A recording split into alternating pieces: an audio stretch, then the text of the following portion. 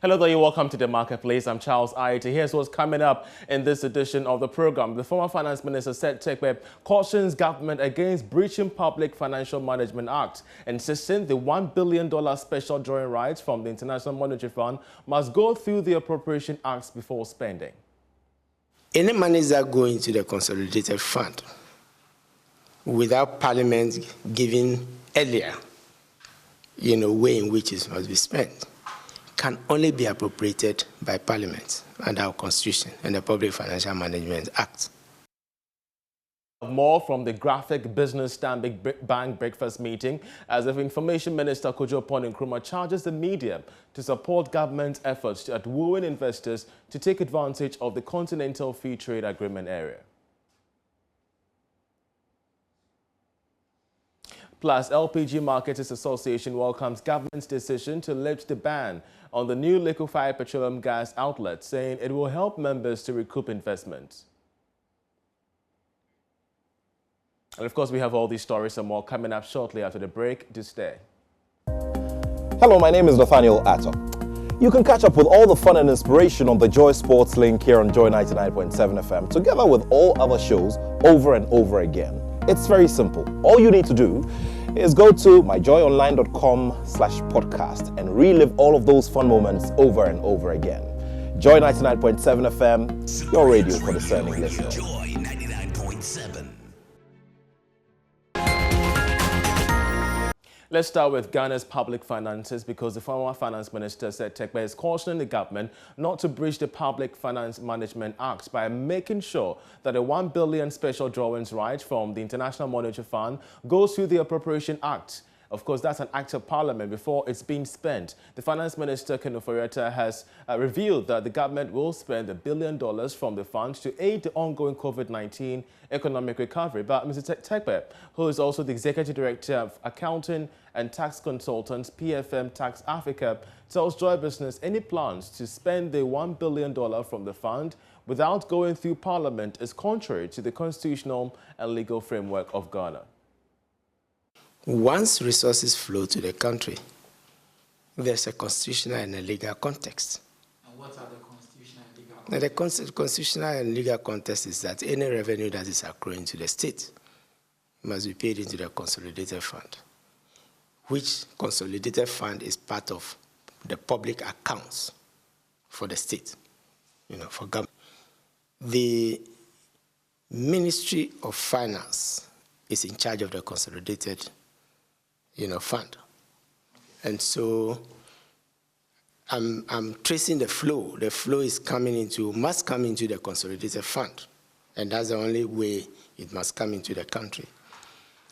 Now, any monies that go into the Consolidated Fund without Parliament giving earlier, way in which it must be spent, can only be appropriated by Parliament under our Constitution and the Public Financial Management Act. This is similar. So if you look at IMF programs that we have done in the past, of course, Parliament is notified about the program, and then the resources come into the country. Well, meanwhile, Tekpe questioned why government intends to spend the $1 billion SDR without providing estimates for expenditure in the mid-year budget review. These funds were coming, and we have use for it now. Then why was a mid-year review presented without the plan for expenditure going, to Parliament during that period? And the rationale for this, or the reason for saying this, is that a supplementary budget is required when an expenditure was not anticipated and included in it. Well, away from that, the Minister of Information, Kojo Nkrumah, has charged marketing and media practitioners to support government's efforts in propagating the good news of the Continental Free Trade Agreement to revive the economy post-COVID-19. According to him, the pandemic has brought some level of challenge to the media and marketing space, hence the need for practitioners to get involved. The minister made the comment in a keynote address to the Graphic Business Stanbic breakfast meeting in Accra under the theme Media and Marketing Communications Post-COVID-19, a catalyst for Africa's socio-economic resurgence. It also includes investing heavily in initiatives that will yield high, quick growth for the many and not the few. It includes balancing the opportunity to trade across Africa with the need to mitigate the risk of cross-country COVID infections. Ladies and gentlemen, these efforts are not easy, and government will not even pretend that they are easy. In a robust media and democratic culture like ours, you have to convince a citizen who will not protect himself and who could die if you don't vaccinate him, yet who is highly holding you to account to all the laws, that you have to do whatever is necessary to get him vaccines. And you need the help of the media to succeed at that. You have to convince the very person who refuses to wear masks that the economy needs to be reopened so he doesn't go hungry, and that you cannot even lock up everybody who does not wear a mask. And you need the help of the media and marketing communications to succeed at that. You have to convince the 33,000 engineers, lawyers, accountants, and other professionals who are not paying tax, according to the Ghana Revenue Authority, yet are asking for everything to be fixed, that they have to pay their due if we are to rake in the 10% of GDP and lower our borrowing. And you need the help of the marketing communications professionals and the media to succeed at that. You have to convince a Ghanaian businessman who is looking forward to tapping into the Africa continental free trade opportunities that we have to explore Zoom calls and other non-personal trade mechanisms because we just cannot do business as usual. These efforts are not easy. Two things, ladies and gentlemen, that I'd like to draw your attention to that we need to attend to at this time are, one, the need to reverse the tendency for public policymakers to assume that these things are obvious and the media and the public and everybody must know them. It's not true. We must consistently engage in strong marketing communications and get the support of the media to get total understanding of these things. We must also deal with the second issue of the tendency of some of our colleagues in the practice to think that our only job is to be a check on government and to highlight the ills of the private sector. Policymakers must understand that now more than ever, there's a need to communicate, and to communicate if we are to carry everybody along. Our colleagues in the media must also understand that we are in this boat together. And part of our job is to positively influence the society to support the recovery effort. At a time when the media landscape has been significantly, negatively impacted and somewhat changed because of COVID, revenues have dwindled and competition has increased with technology disruptions to traditional media. One of the consequences is that public interest media has been one of the biggest victims and needs to be attended to. Attention must be given to support the media recognize and play the very important role that they have to play in the recovery effort. Well, meanwhile, Mr. Popon Nkrumah believes the COVID-19 pandemic presents the need for corporate Ghana to invest in marketing through the media in order to have their businesses stay afloat. It is therefore part of the role of the media to eschew all forms of misleading publications, particularly about the economy and about the private sector, because it deters investors, both foreign and local. It deters the ability of the general public to participate in the economic recovery effort, and it will lead to the dwindling of our industry revenues as well. Now is the good time to show up strong marketing communications, not just by government and policymakers, as I mentioned earlier, but also by the private sector.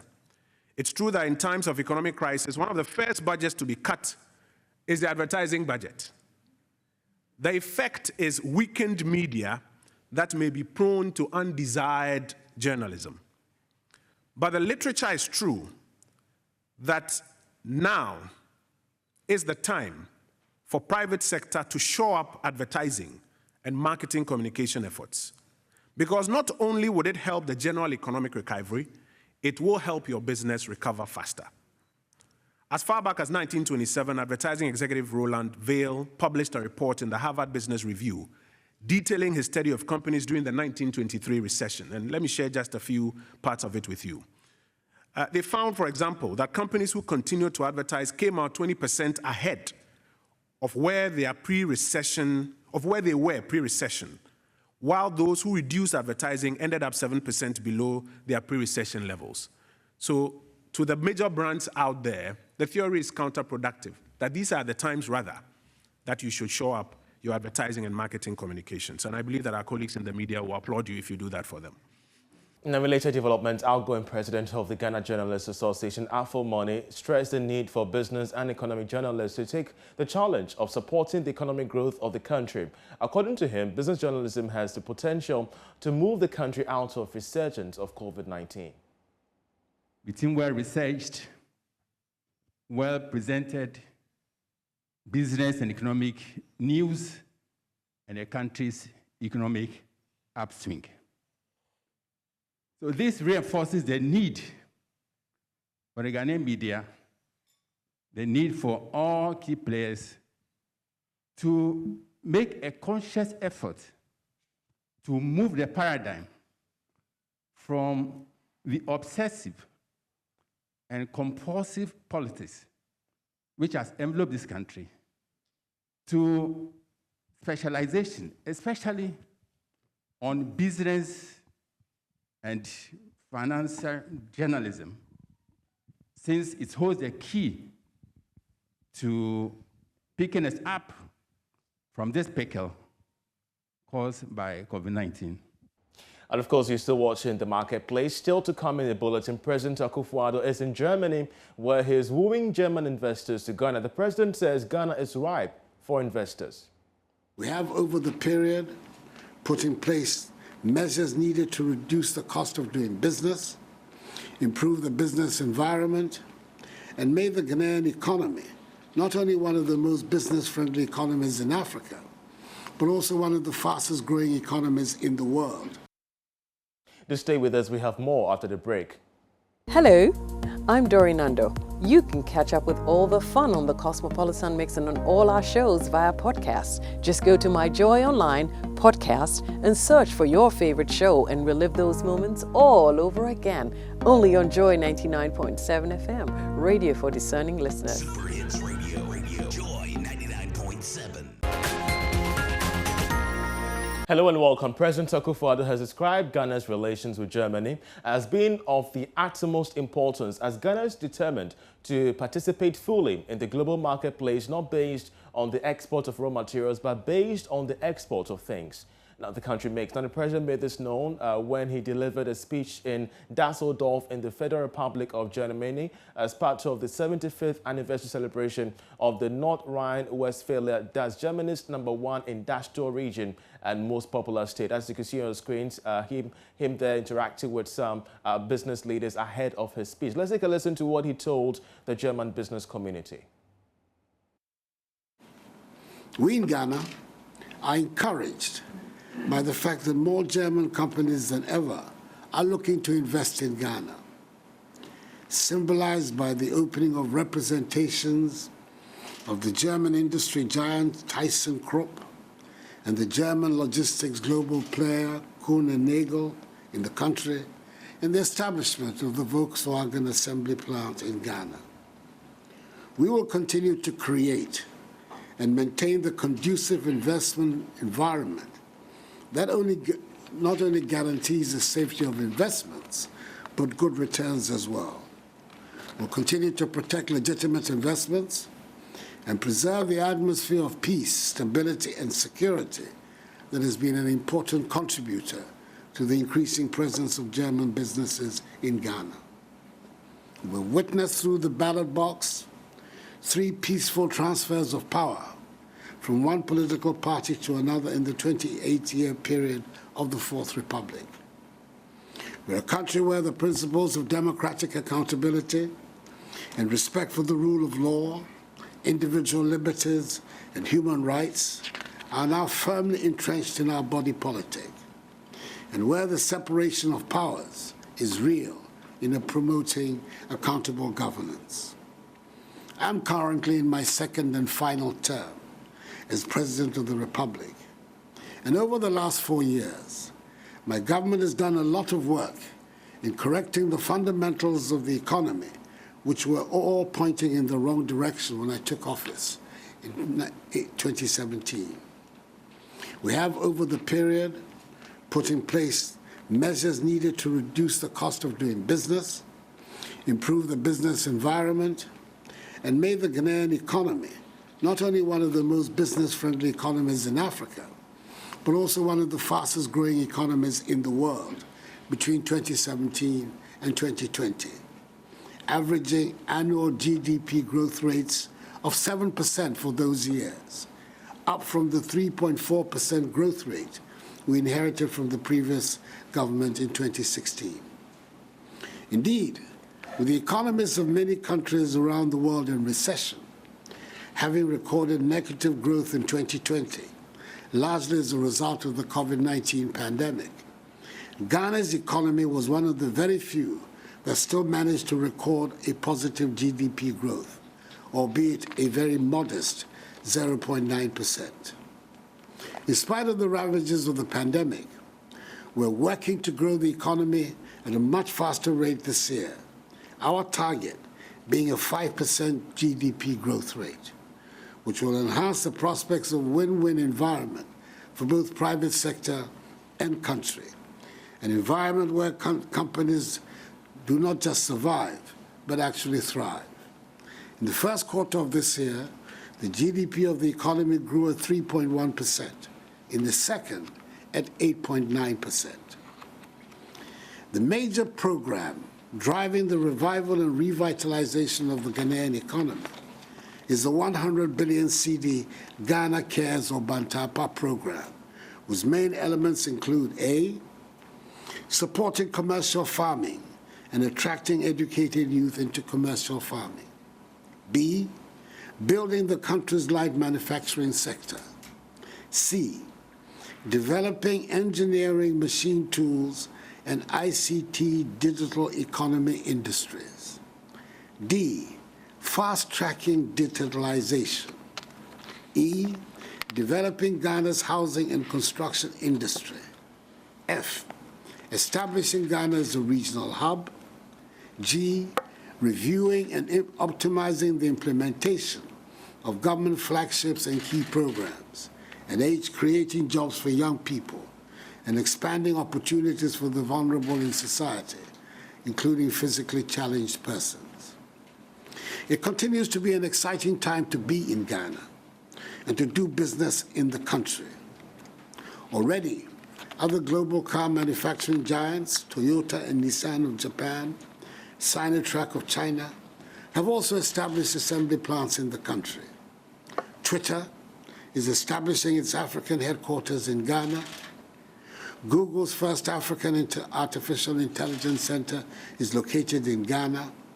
And the well-known Norwegian energy company, Aker, is very much established in Ghana. Ghana is further privileged to play host to the Secretariat of the African Continental Free Trade Area, which represents currently a market of some 1.2 billion people, spread over 54 countries, with a combined GDP of some 3 trillion United States dollars. Trading in the emerging single market began on 1st January this year.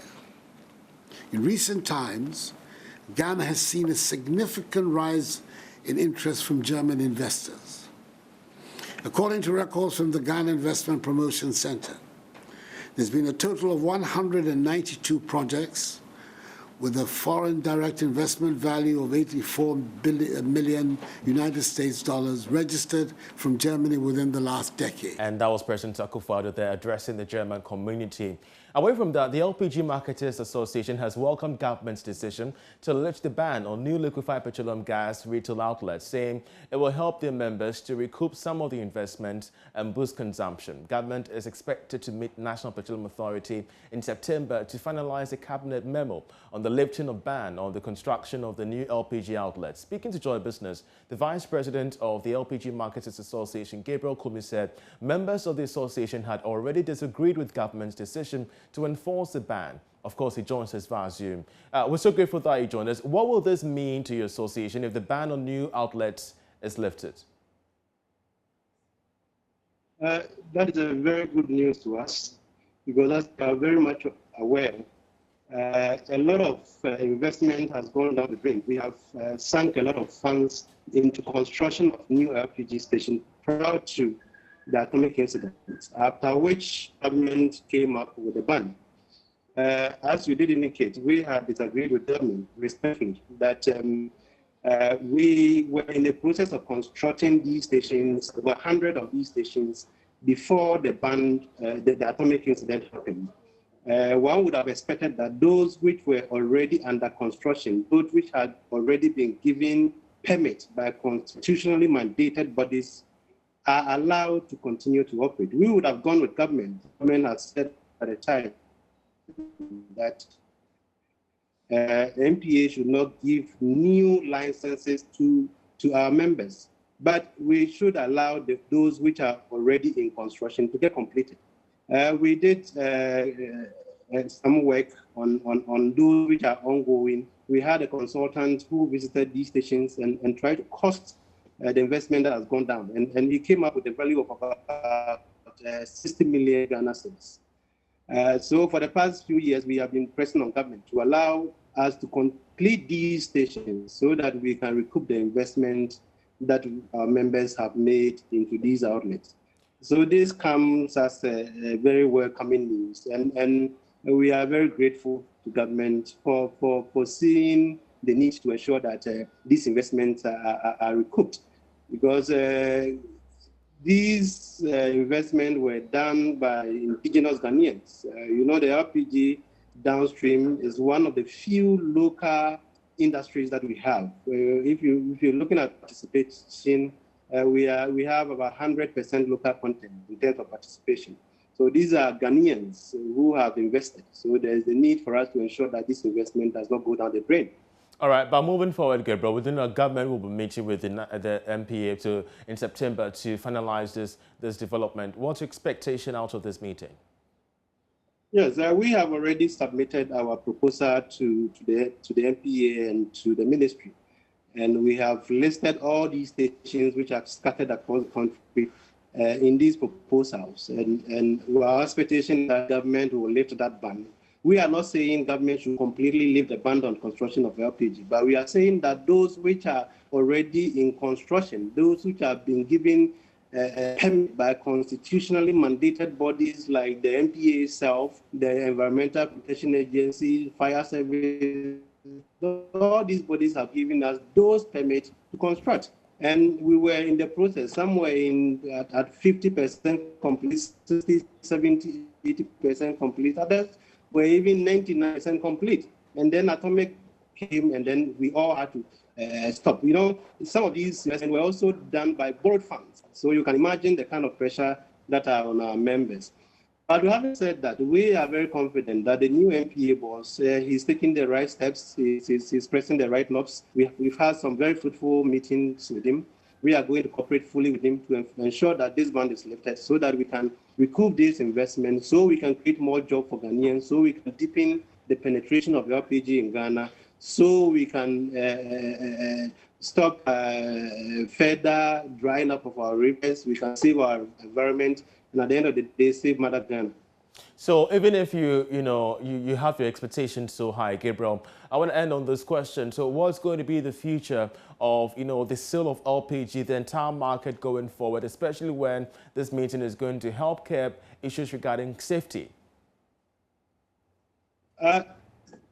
Government is coming up with a cylinder recirculation model. As I did indicate, the MPA boss he wrote to us to present a proposal to him as how as industry players we want this to be done, and we have done that. Mind you, the cylinder recirculation program requires that you have cylinder exchange points. And these outlets would still be used as cylinder exchange points when government eventually succeed in implementing that policy. So by lifting this ban does not mean that whatever policy government wants to implement will be stored. That's not the point. These stations are scattered across the country, over hundreds of them. We could still use them as cylinder exchange points when cylinder recirculation comes into force. But the most important thing is that these investments that have been made by our local indigenous Ghanaians. I mean, we are always talking about trying to grow the indigenous businessmen, trying to grow indigenous industries. And as I did indicate, LPG industry is one of the few local industries that we have. All the players in there, we have 100% Ghanaians who are doing this, who are operating in this space. So it's important that we don't allow over 60 million Ghana cedis, over $60 million, over $10 million to just go down the drain. All right. Gabriel, we're so grateful that you joined us. He's Vice President of the LPG Marketers Association. Well, that's how we end this edition of Marketplace. I'm Charles Aite. For more news, you log on to myjoyonline.com, where you can get all the stories making headlines in Ghana and abroad. You can see there our top story and, of course, other business stories that are also making the headlines this afternoon. Many thanks once again for watching. Enjoy the rest of our programs.